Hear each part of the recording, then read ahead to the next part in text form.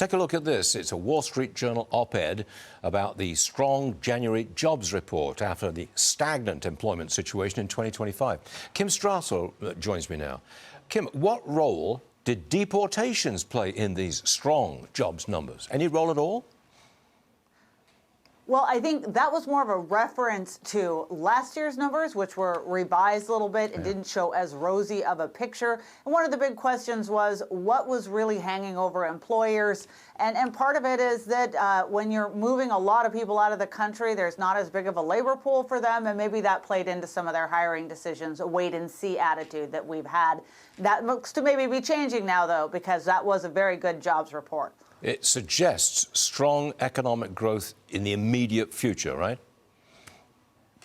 Yeah, absolutely. And the other thing I loved about that report, Stuart, is that almost all of the growth came from the private sector, and a lot of the government jobs went down. I knew you were going to say that. Next one, Kim. In your latest op-ed, you write about how some Republicans insist the filibuster will help them pass the SAVE Act. That's voter ID. My opinion, you can't get this through the Senate if you can't get the 60 votes you need to beat back the filibuster. What do you say to that? No, you're absolutely right. And everybody's out there saying, well, we'll just change the mechanics of the filibuster. We'll make the Democrats have to stand up and earn it. But I think that really betrays a lack of knowledge about how a talking filibuster works. Under a talking filibuster, it's Republicans as the majority party that are going to have to do all the work. Democrats, they get unlimited speeches. There are 47 Democrats. That is 94 speeches to start with of unlimited length. They each get to do it twice.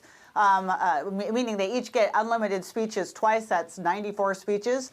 And the Republicans have to maintain almost all their people on the floor throughout all of this. Democrats can hand off from person to person.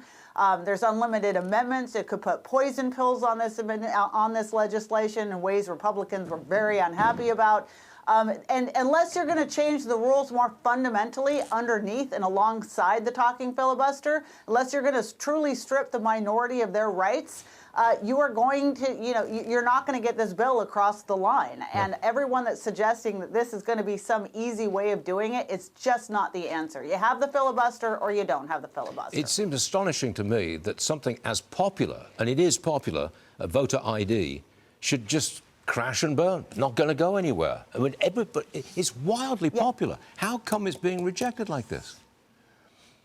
This is like an 80-20 issue, and we should be incredibly clear that, this is not something that anybody should consider outrageous. The notion Democrats out there comparing this to literacy tests and poll taxes, this is nuts. Like 80% of Americans generally think there's nothing wrong with asking someone to show a photo ID when you go to vote. We ask for it to get on a plane. You ask for it for alcohol. This is just a base level thing, and we should care enough about our elections to have that kind of security built in. I have to remind everybody that Georgia imposed voter ID, and it saw a record turnout in the last election, including a record turnout of minorities. The argument just doesn't stand up. Yeah. No, and in fact, if you look, Stuart, and I love to point this out, New Hampshire has some of the toughest voting laws in the whole country. They don't even have mail-in voting, really.